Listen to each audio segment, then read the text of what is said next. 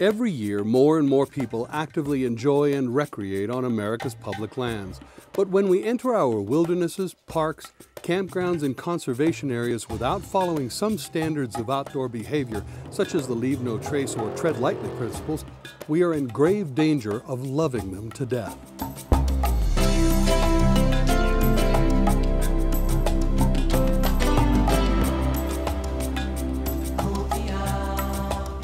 Our part of the Mojave Desert may seem vast and everlasting, rocky, barren, a place where the little life that can easily be seen looks so hardy in its adaptations to this challenging environment that humans may not believe they can possibly do it any harm.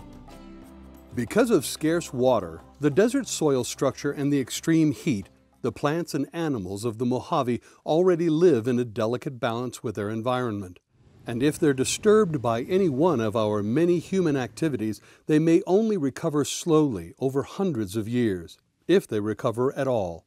If just a few people blaze their own trails over the desert's living and growing cryptobiotic crust, overuse or pollute a spring, help themselves to a handful of wildflowers, fossils, and artifacts, it may seem to diminish the Mojave's beauty and wilderness only slightly. But then the combined trampling effects of all those that are sure to follow will leave recognizable and irreparable scars on these recreation lands that we must share. And the impacts can be particularly severe in front country tent and RV campgrounds and urbanized parks where increasing numbers of day users are spending time. But it is possible to avoid lasting damage to our most popular and pristine places by using a little bit of desert sense and sensibility.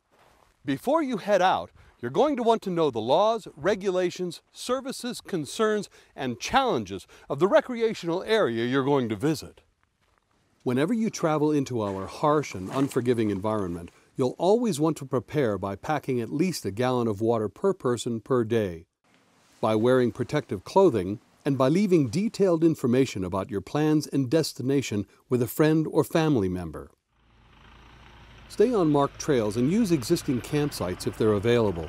When they're not, focus your activities where little damage to the desert will occur, away from growing plants and good soil, in resistant areas such as rocky outcroppings, dry grass, even sandy arroyos or gravelly washes, except when there's the possibility of flash flooding. The bare areas between shrubs where no cryptobiotic crust has formed make good campsites.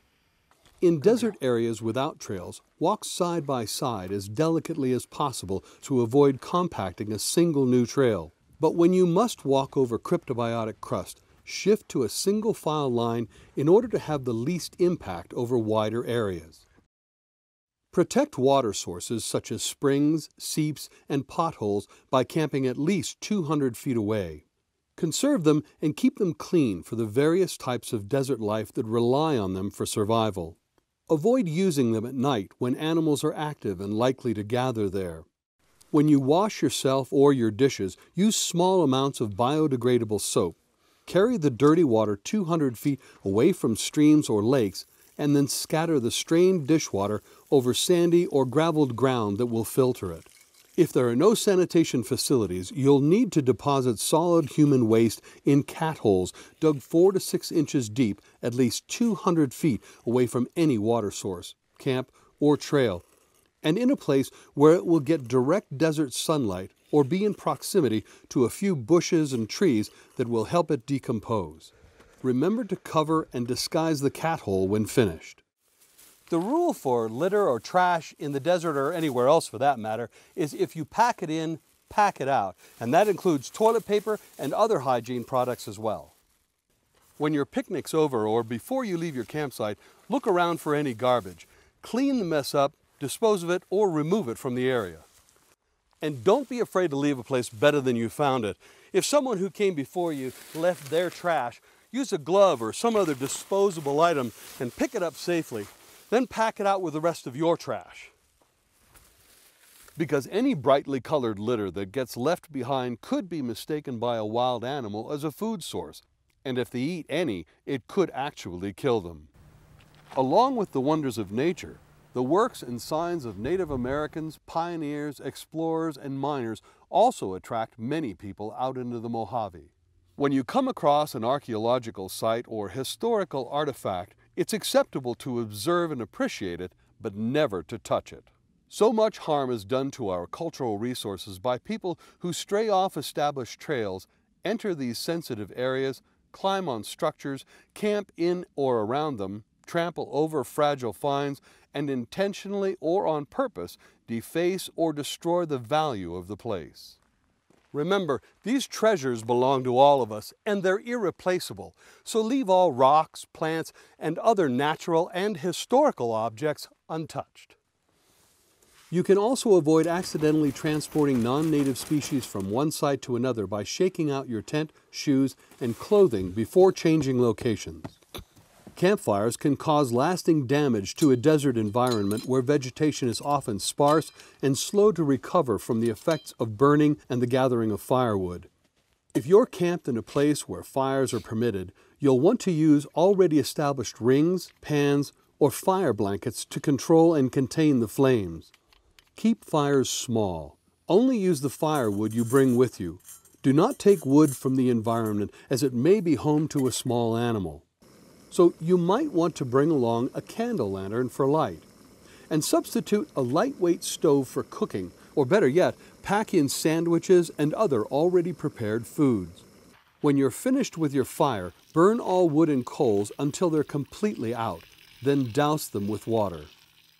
Anytime you disturb desert wildlife, you risk chasing them away from scarce forage, precious water, and the protections of habitat. So observe animals from a distance. Don't follow or approach them. This is especially true during sensitive times when they're mating, migrating, nesting, or raising their young. And when you add in hot summers, cold winters, rain, and flood seasons, most times of the year are sensitive times for the animals of the Mojave Desert. If you do choose to bring your own pets into the desert, control them at all times.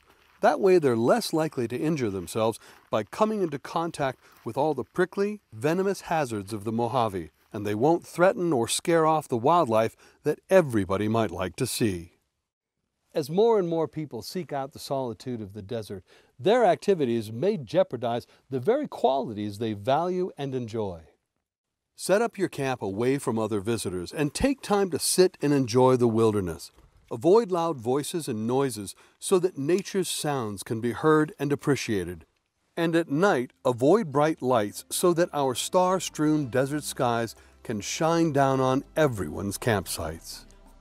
So whether your destination is just around the corner or out in the back of beyond, you can love our Mojave Desert lands and still keep them alive by being sensitive to and sensible about our surroundings.